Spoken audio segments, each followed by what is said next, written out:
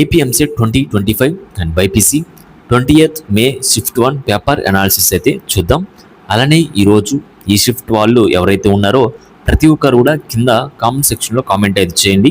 And మీకు paper ఎలా అనిపించిందో కూడా కామెంట్ సెక్షన్లో కామెంట్ చేస్తే అందరూ కూడా తెలుసుకుంటారు. నేను కూడా చూసి దాన్ని బట్టి అన్ని షిఫ్ట్స్ మనకి ఎగ్జామ్స్ అయిన తర్వాత పేపర్ అనాలిసిస్ అయితే చూద్దాం.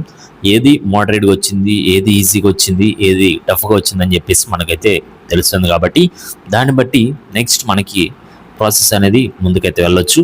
అది కూడా అప్డేట్స్ అని కూడా ఇస్తాను. నెక్స్ట్ కౌన్సిలింగ్ సంబంధించి అన్ని అప్డేట్స్ కూడా మన ఛానల్లో మీకు అయితే ప్రొవైడ్ చేయడం జరుగుతుంది. కాబట్టి డిస్క్రిప్షన్లో మీకు వాట్సాప్, టెలిగ్రామ్ లింక్స్ ఉంటాయి. ప్రతి ఒక్కరు కూడా వాటిలో జాయిన్ అయ్యి వస్తున్న అప్డేట్స్ అని కూడా ఫాలో అవుతూ ఉండండి. నెక్స్ట్ మీకు వచ్చేసి పేపర్ అనాలిసిస్ అయితే చూద్దాం. ఎక్కువ ఏ చాప్టర్స్ నుంచి క్వశ్చన్స్ వచ్చాయనేది కూడా మీకు అయితే చెప్తాను. అండ్ నెక్స్ట్ షిఫ్ట్ వాళ్ళు కొంచెం జాగ్రత్తగా అయితే ఎగ్జామ్ అయితే రాయండి. ఎందుకంటే ఆల్మోస్ట్ కొంచెం క్వశ్చన్స్ అన్ని కొంచెం టఫ్గా అయితే వస్తున్నాయి. దాన్ని జాగ్రత్తగా మీరు టైం మేనేజ్మెంట్ చేసుకొని కొంచెం ఈజీగా అర్థం చేసుకొని మీకు పేపర్ క్వశ్చన్ ఏదైతే ఉందో దాన్ని అర్థం చేసుకొని కొంచెం ఈజీగా రాసేటట్లు మీరైతే ప్లాన్ చేసుకోండి. ఏంటంటే సింపుల్గా అయిపోవాలన్నమాట. మనకి కొన్ని ఫిజిక్స్ ఆర్ కెమిస్ట్రీ కొంచెం పేపర్ వర్క్ ఎక్కువ కాకుండా సింపుల్గా మీకు కొన్ని బేసిక్స్ అనేవి స్ట్రాంగ్ ఉన్నాయనుకోండి. ఆల్రెడీ మీకు కాన్సెప్ట్, డెఫినేషన్, ఫార్ములా, పీడిఎఫ్ అనేది ఇచ్చాను కదా. అండ్ వాటిలో నుంచి మెయిన్ కాన్సెప్ట్స్ అనేవి మీరైతే కవర్ చేసుకుంటూ వెళ్ళండి.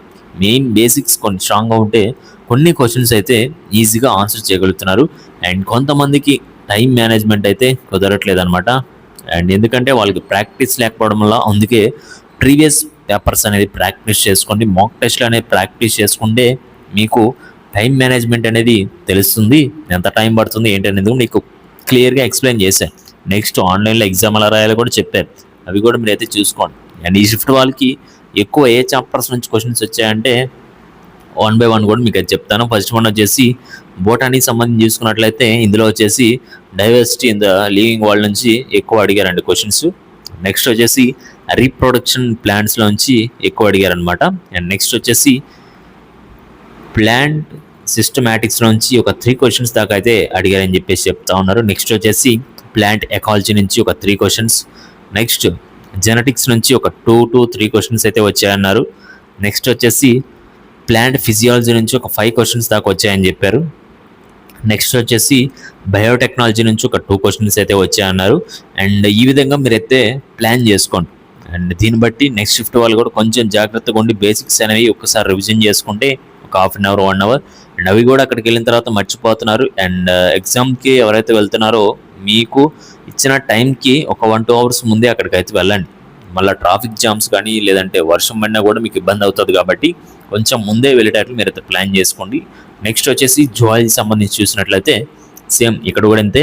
డైవర్సిటీ లివింగ్ వరల్డ్ నుంచి ఒక 2 to 3 క్వశ్చన్స్ అయితే వచ్చాయన్నారు. నెక్స్ట్ హ్యూమన్ అనాటమీలో 4 types ఉంటాయి. అందులో మీకు ఒక 10 to 15 క్వశ్చన్ దాకా అయితే వచ్చాయని చెప్పేసి చెప్తా ఉన్నారు.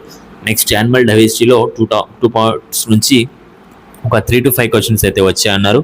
నెక్స్ట్ జెనెటిక్స్ నుంచి 1 క్వశ్చన్, హ్యూమన్ రిప్రొడక్షన్ నుంచి ఒక 3 క్వశ్చన్స్ అయితే వచ్చాయని చెప్పేసి చెప్తా ఉన్నారు. అండ్ నెక్స్ట్ వచ్చేసి ఇందులోంచి అయితే చూద్దామండి. ఫిజిక్స్, కెమిస్ట్రీ నుంచి ఎలా అడిగారంటే ఇందులో కూడా హై వెయిటేజ్ చాప్టర్స్ నుంచే ఎక్కువ క్వశ్చన్స్ అనేవి అడగడం జరిగింది. వీటిలో కూడా ఫస్ట్ ఆఫ్ ఆల్ ఫిజిక్స్ అయితే ఎవరు టచ్ చేయకండి.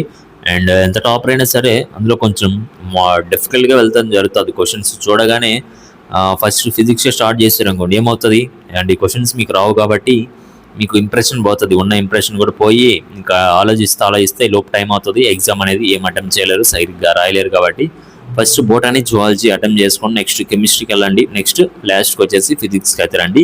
అండ్ ఫిజిక్స్లో కూడా ఎక్కువ questions current electricity, laws of motion, motion in a plane, electrostatic potential, moving charges and వీటి నుంచి ఎక్కువ క్వశ్చన్స్ అయితే అడిగారని చెప్పేసి చెప్తా ఉన్నారు. నెక్స్ట్ వచ్చేసి కెమిస్ట్రీలో ఆర్గానిక్ కెమిస్ట్రీ, నెక్స్ట్ వచ్చేసి కెమికల్ బాండింగ్ కావచ్చు అండ్ ఆర్గానిక్ కాంపౌండ్స్లో కావచ్చు, ఆల్కహాల్స్, ఫెనాల్స్, ఈథర్స్ నుంచి వీటి నుంచి ఎక్కువ క్వశ్చన్స్ అయితే రావడం జరిగింది. అండ్ టోటల్గా పేపర్ అనాలిసిస్ అయితే ఇలా ఉంది. అండ్ ఆఫ్టర్నూన్ షిఫ్ట్ వాళ్ళు ఎవరైతే ఉన్నారో వాళ్ళు కూడా కింద కామెంట్ సెక్షన్లో కామెంట్ చేయండి.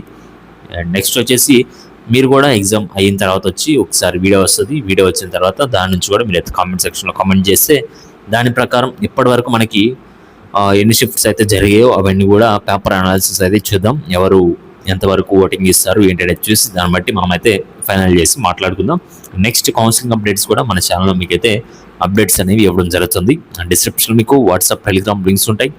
ప్రతి ఒక్కరు కూడా వాటిలో జాయిన్ అయ్యి వస్తున్న అప్డేట్స్ అన్ని కూడా ఫాలో అవుతాం. Okay guys, thank you.